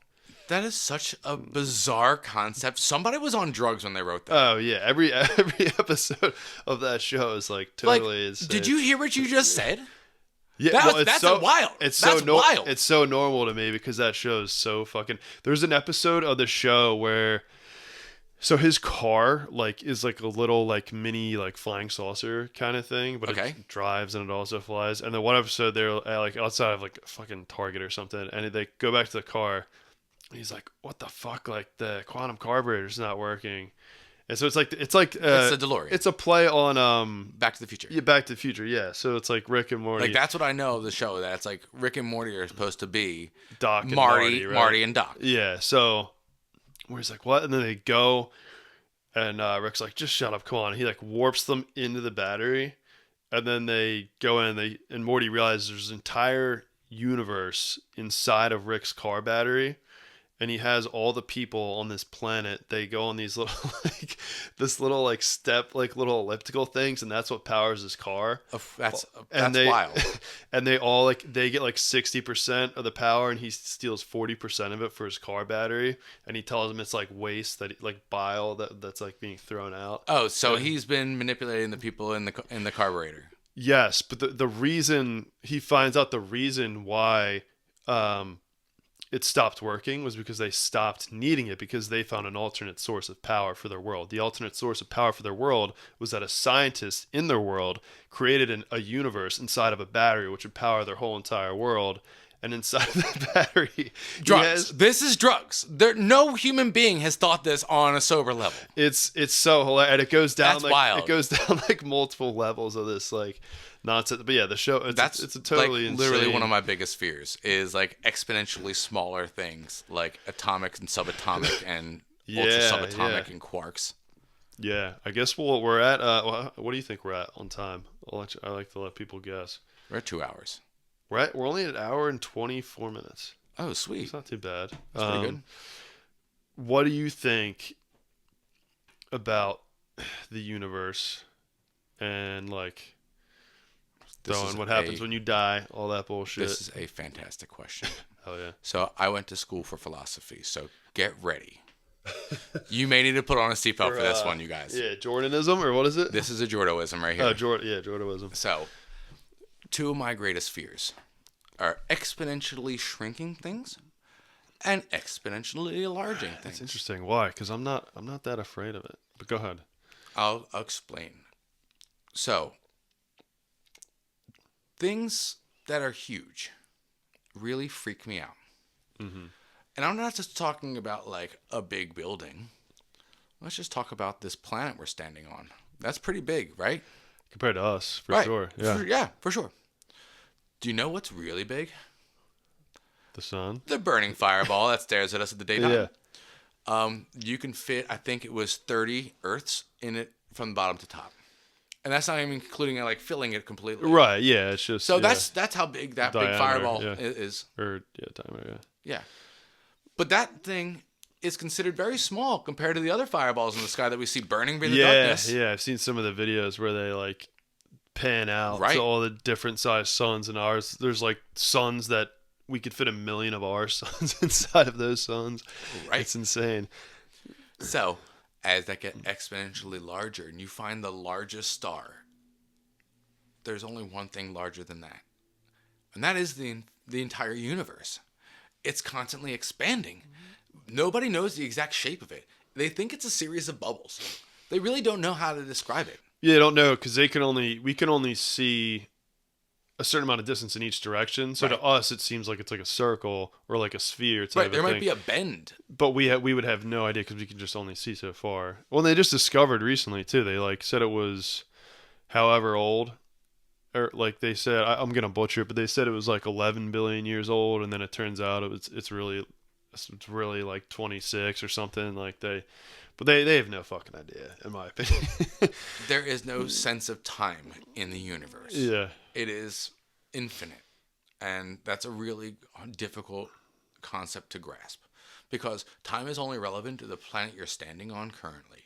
So if you are on planet Earth, when it goes around the planet, it goes around the sun once, that's a year, right? Yeah, for But us. if you are on a spaceship that's circling the Earth, your body hasn't been affected by that gravity for a full year. So you're not taking on the effects of aging. You're floating at a zero gravity. And now you don't live that year. So they had twins. This was Einstein's theory. They had twins, one in space and one on planet was his theory. And if you did one... It's a hypothetical. Yeah. Yeah. So if you had one person stay for 1 Yeah. year on a spaceship and then come back and land back on Earth, he would be technically 1 year physiologically younger than his twin brother. I don't think so. Physiologically, like his body. Like his body age would be younger than his brother. It'd be just 1 year, but that's not dramatic at all. Like if you did 10 years, for sure. So hold on. Let's I don't. rewind. Yeah, I Let's don't think rewind. being in space makes you not age. It's the effects of gravity on your body for a year. Not. I would say and yeah. I would zero say gravity. maybe like there's a gravitational effect because I know it Yeah. also like you get a lot weaker when you're in space. So like the astronauts, they have to do You have to be specific working exercises because you're and not things. using natural muscle. There's movement. nothing. Yeah, there's nothing pulling them. They're just Our floating. muscles are based on our resistance to You're the being gravity on the planet. sucked into the ground basically. Yeah. Yeah, so our legs are built to resist that. This chair is built to resist the forces of gravity and take it off of my legs for a little bit. Mm-hmm. But, so that's space, all right? I don't like super big things like the universe, all right? Because I just can't fathom how really big it is. Like, I can't imagine. It's like being in a mall with nobody in it. Like, think about the biggest mall you've ever been in and nobody in it. Mm-hmm. Like, that's a horrifying feeling. Like, that's what I feel like the universe is. And I think that's us on planet Earth. Anyway, let's go to small. So, you look at this coffee, right? You know, it's made of bean juice and water. And everybody knows that water is made of hydrogen and oxygen. And inside those things are a nucleus, which is made up of an electron and neutrons and protons. And inside those electrons are these little things that move around there that make that spark the fuck up. And inside those things are little things that spark that the fuck up. And it goes subatomically smaller and smaller infinitely until you get to these things called quarks. Yeah. And quarks disturb me. First of all, between where I'm sitting and where you're sitting, there is almost an infinite amount of quarks between us. Yeah, it's pretty weird to think about. There's even an exact line of quarks that go from my heart to your heart. Which I'm telling you because we're connecting right now as a conversation. Yeah. Which is also my theory, is that there is a direct line of quarks that lead from my heart to the exact center of the universe. And that's what brings me peace, is that these quarks are everywhere and they are interconnecting us. And the same quarks that make up the universe and all these crazy stars and all these crazy fires and all these crazy ice planets and then inside the diamonds and everything is made up of these quarks. It is the quintessential element of the universe. And it is through us, touching us is everything. So that is what Jordoism pretty much is knowing that, there is always an essential element in everything. And, it's not too far off from what I believe. What do you believe? I'll sign up for the cult. That's great. We're taking on people. Yeah. We're trying to get that tax write-off. See, but that's part of the beauty of the infinitely small and infinitely large to me. Like I kind of think that we don't have like separate consciousnesses or consciousness, or any people, right? Or any animal or any living biological form of life, even maybe plants, grass, even maybe going as far as inanimate objects. I don't know, but I think there's one consciousness, a singular consciousness, and we're all just like little pieces and aspects of it. Like a shared database? Sure, yeah, you could put it that way. I actually really like the way the monk in the newest season of White Lotus put it. He like described exactly what I believe, and I wish I could delete that episode and pretend that I came up with it. But it's essentially like there's an ocean, and the ocean is consciousness, and a wave crashes, and some droplets of water bounce up into the air. And as soon as that droplet detaches from the ocean, that's you being born. And as you get to, whatever age it's going up, and then, whatever the trajectory of your life is, whatever, you don't know when it's going to start going down, but it does. And it starts falling at some point. And then when it finally splashes back down, that's your death. But it's not really a death. It's just the droplet of water and you're just returning the ocean. Back to the ocean. That's deep, bro. You're going back to yourself. That's really deep. And you think, while the droplet is in the air, the droplet, and I'm very much paraphrasing. He kind of just uses the ocean and droplet thing, but yeah, the droplet, while it's in the air, it thinks it's an individual droplet.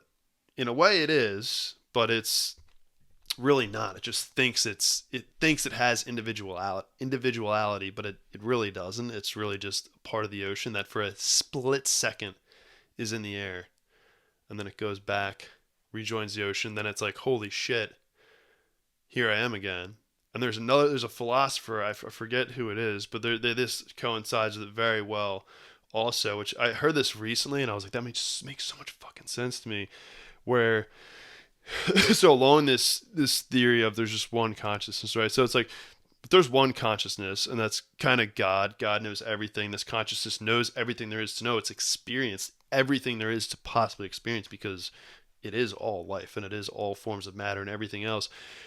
Then that would be pretty fucking boring, right? Because you've done it all, you've seen it all, you've lived it all. And you could say, oh, no, it would still be cool, but okay, do that a million times, billion times. Do that on infinite number of times. What else is there to do now besides make yourself forget? Start over somewhere else. And maybe that is like all life. It's just the universe is constantly making itself forget its experiences so it can relive them over and over again, because otherwise it can't fully experience the joy, the pain, the loss, the love, all of it. It can't, if you know everything that's going to happen in a movie or a show, it's not the same as... That would be a very selfish God. Okay? Well, that's you, motherfucker. No, I'd be way worse. You did that. I'd be way worse. I'd be way worse. And, if this God did exist, and he's totally okay with giving little kids cancer, I don't like that God. But what is there to do? What else is there to do besides be selfish if there's only one life form? Like, if you are every little kid... Well, no, I'm just saying within this theory. Mathematically, there can't be just one. So, one God? There's got to be multiple gods? Or? Yeah, they're going to have a different God on their planet. Maybe. Or maybe they just think they do. I don't fucking know anything at all. My name is Jordan, and I have some information There was once a time on this planet, not so long ago, maybe about like 6,000 years ago, where the main civilization had many gods. And it was more recently that we switched from polytheism into monotheism. Okay, that's true. And, back then, if you said you didn't believe in all 25 of the Egyptian gods, they'd probably cut your fucking head off. Probably, yeah. And then, fast forward in time, we've got times that says, oh, if you don't believe in Mr. Jesus, you don't believe in Mr. Muhammad, you don't believe in Jewish Jesus, we're going to cut your fucking head off, dude. Mm-hmm. We're barbarian type people now. Yeah. So it was only 2,000 years ago. Less than 2,000 years ago. I take it back. It is an ongoing thing that we're fighting over who the real God is today. Forever, yeah. For all of it, the time that humans have been around. Yeah. And I think, religion kind of gets a bad rap because of that. Because these are all stories that were supposed to have like moral effects on people that they've been taken in a very literal sense, and now it's a fact that their gods would not have wanted them to hurt anybody else for any reason. If their gods did exist, then humans should not be hurting each other. Yeah, I agree. We shouldn't be hurting each other. Right. Yeah. We have enough problems with our own physical health. We have enough problems with our own mental health. And, if this God person did exist, like, why would they be okay with all the things? So do you not believe there's any type of God, or do you just say, I don't know? So what I like to think, and what Jordanism is my God is myself in the future. And I want to be this version of myself. And if I don't do it myself, like I have to, like I'll never be half robotic and artificial intelligence. I'll never be able to do that. I'll never be able to live forever if I don't really like build myself that robotic body and, become that version of myself, which is what I would love to be. I would love to be AI. Gonna be cyborg, forever. Jordan. Oh, totally. Mega Jordo. Mega Jordan. Yeah. Do you remember Mega Man? Are you old enough to remember Mega Man? I know who Mega Man is. Yeah. He's a video game character from back in the day. I got this fucking hammered, but it's still. I got an argument with people outside of a bar about who my favorite superhero is, and I said Mega Man, and they're like, "Yeah, we'll go to tattoo about it." They wouldn't. So you went and did it. Those are like hipster nerds. They wouldn't let me talk to them. The one girl had like Superman on the side here, like that, and that must have hurt. Yeah. So I went like this and got tattooed for 4 hours, and I went to work afterwards. Yeah. At like 11 in the morning. So Mega Man is your guy. Yeah, that's my guy. That's my guy. His superpower is using his enemies' weaknesses against them and then absorbing their power. Right. Okay. Yeah. So that is a fantastic power. Like being able to destroy your enemies with their own weakness, like being able to read your enemy and find out what their weakness is a huge advantage. It's pretty big. Right. Yeah, it's pretty big. Yeah. Do you read a lot? I don't read books really. Probably should. There's some great books that I've read that have really influenced the way that I think and that I learn. And, they're not your quintessential books that like you would read, to like help guide you in your life. Give me one or two. Sure. I mean, one of the greatest books ever written is called The Art of War by Sun Tzu, which I highly recommend reading. I've heard a lot of people talk about that. I've heard a lot of people talk about that book. Every great leader on this planet has read that book. Yeah. Okay. It's very important to know these things. It's like, it's better to be a warrior. It's like in a an garden. ancient, like Chinese general, right? Right. Yeah. Like he would have these crazy stories and poems, and pretty much the morals were like, it's better to be a warrior in a garden than a gardener in a war.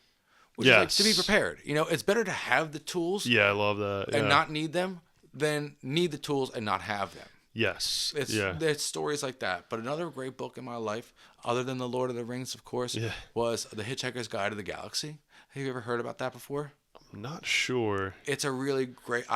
if you couldn't tell, I'm a huge fucking dork who loves space. Yeah. So it's about space traveling. And it's a really great book about this one guy who gets off the planet. It was written in like the 70s and 80s, and they have this thing called The Hitchhiker's Guide to the Galaxy, which was Google in the 70s. Google's invented in the fucking 90s. You don't know about that. Okay, I had to deal with AskJeeves.com. You don't Brutal. know about Dogpile.com. I don't know. These were like, there was a time where search engines were like the big thing. So you had like AOL, on America Online, Yahoo, Google. You had Dogpile and you had Ask Jeeves. Now, how many can you think of? I can think of 3. Yeah, I got Google, Bing, Yahoo. Maybe DuckDuckGo is 4. Yeah, I was going to say DuckDuckGo, but that's not even a... Well, I guess it is. Yeah, it is. I have the app. I was kind of thinking if they do I like think go I through am the Google. way that I am because I was born in 1985, okay? Mm-hmm. I was born right in the middle of a very weird generation. And I've gotten to see technology So you got to see the boom. zoom. Yeah. It's zoomed by. I had cassettes that I had to go buy as CDs that I had to turn into an iPod. Wait, after burning them onto CDs so that I can make them. Yeah. You know, I got to burn CDs. I got to have the whole first iPod, the whole first iPhone. Like, I got to experience, like, an actual home computer. Right. You know, we had computers in my house, you know, growing up. And we'd have to take turns. I had a computer. Yeah, I had that experience. I'm old enough to have that. How old are you? I'm 28. Okay, yeah. Yeah. So, yeah, you got that. So, like... Yeah, I got that. And my generation was, like, the one that came in with, like, when I was in, like, 6th grade. That's when, like, kids were getting, like, Razor flip phones and, like, the fucking Sick. Juke. And there's, like... and Crazy, then, like... that was a great gen of phones. Yes. They stopped making phones. Yeah, cool. the Juke was beautiful. And then as I got into like 7th and 8th grade, then they had like the Sidekick, which that one would flip up like that. And then they had like all the Envy phones, which were like I used to think those were like the most beautiful phones ever. And then the Envy Touch came out. And like one of my friends had that, and I fucking hated him for having the cooler phone than everybody else that his fucking dad bought for him. Did you guys in your house growing up? You had a wall phone, right?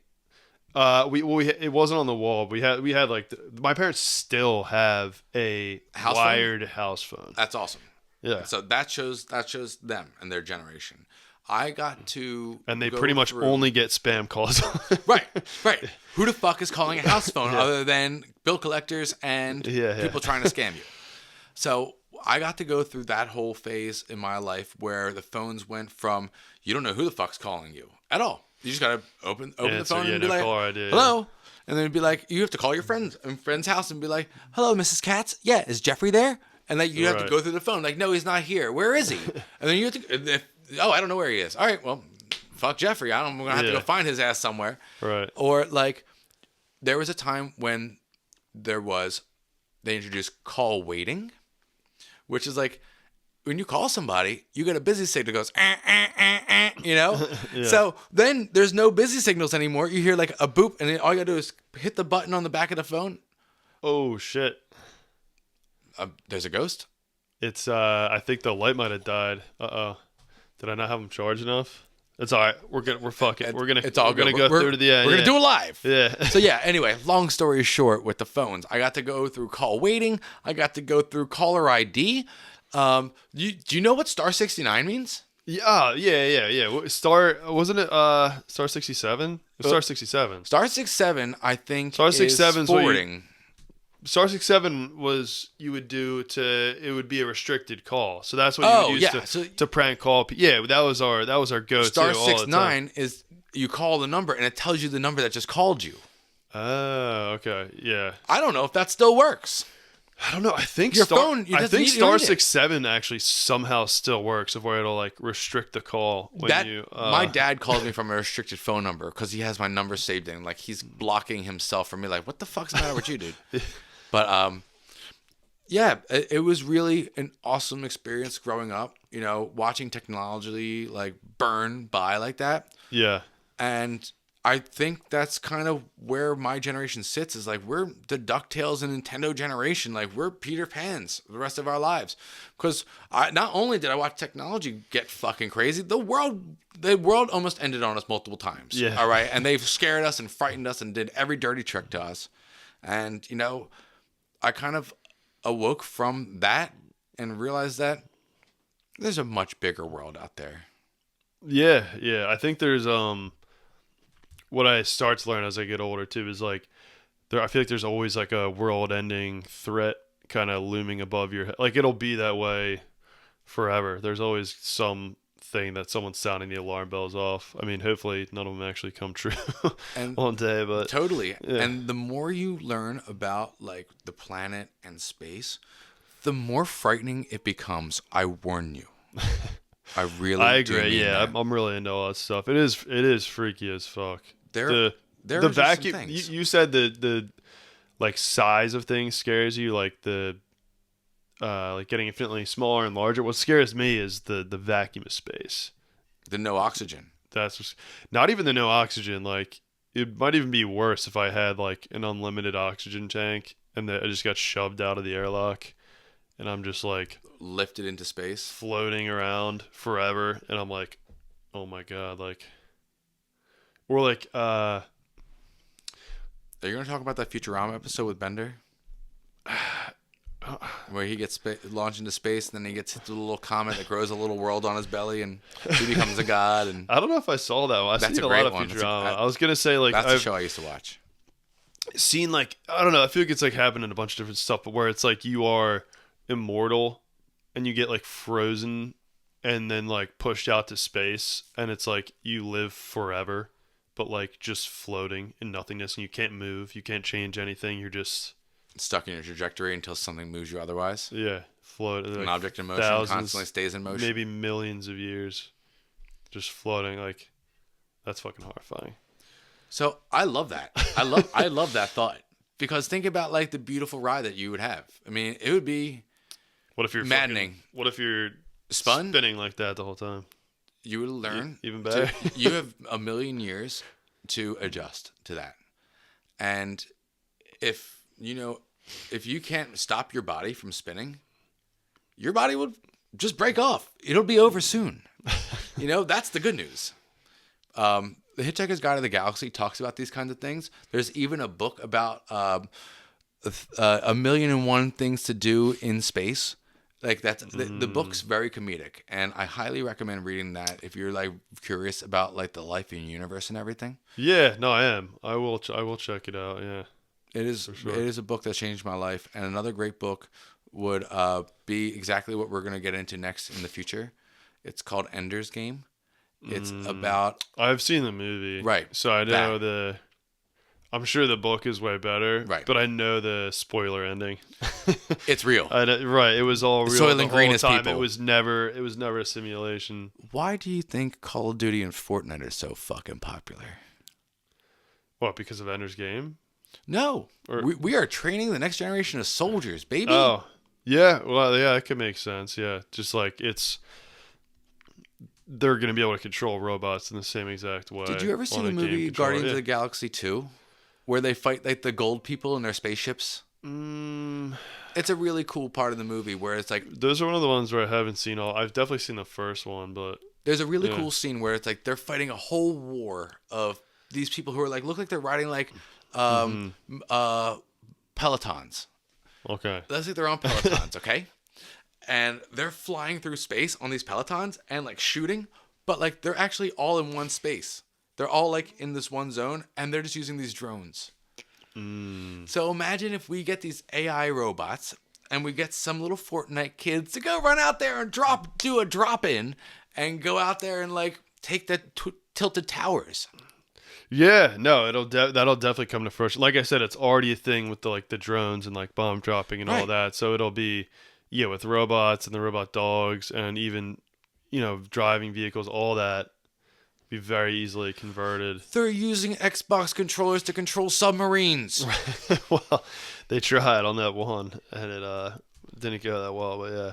It was just for like moving it around and stuff, but they still use them. They're still in operation. They can control them. Oh, I thought you were talking about the one that imploded and killed everybody. No. Because that guy had like a So wait. game controller. That's what I thought you were talking about. That is a common practice in like subnautics is using video game controllers because they're easy to program. Oh, because there's so many really? buttons. Yeah. Okay. I he thought had the that little guy was toggles. just like fucking crazy mad scientist rigging it together. He might have been. Yeah. But he definitely used that from naval research. I Wow. remember seeing a whole thing about this Navy tech who was in charge of doing the periscope, it's called. Mm-hmm. And it was super difficult with all the buttons in front of like a keyboard. So he had programmed a program, I guess, an application to use his Xbox controller and be able to use it as an Xbox controller and do all the different functions. There's so many buttons. I guess it's cool if it works. Right. Well, it sounds like ridiculous, but I guess that's the best way. Then. I'm sure Microsoft was pretty cool with it, is because the government would have to take out a contract to go get Xbox controllers for all the submarines. Right. Yeah. They can't be mad about that. Oh fuck, dude! All right, I'm I'm sweating my balls off right now. I'm also getting a little heated up. Yeah, but yeah, thank you so much for coming on. Give us some last words of inspiration. Anything you want to say to people about anything we talked about, really, or something else? Did touch a lot of subjects today. First of all, James, thank you for having me here. I really am really blessed to be here and be invited onto this. This is such a cool opportunity. I had a great time, man. I had a great time too. It was funny too. I was laughing. I would love to do this again if you ever want to have it back. Hell yeah. We'll run it back. Absolutely. 100%. Yeah. I guess my words of wisdom would be something I tell everyone about Jordoism. There's 3 major pillars. The 3 major pillars of Jordoism that hold it up. Number 1. Believe in yourself. And that is the most important thing. Number 2, keep doing what you're doing. And number 3, poop every day. Poop every day. It's called mindful elimination. I fucking love it. Yeah. Mindful elimination. Mindful elimination. Well, I poop like 4 times a day, so you are. I think I'm really doing it well. You're very healthy. Good for you. Or you have IBS. That's one of the. Yeah. I think I have the IBS. We'll talk afterwards. I got a guy for you.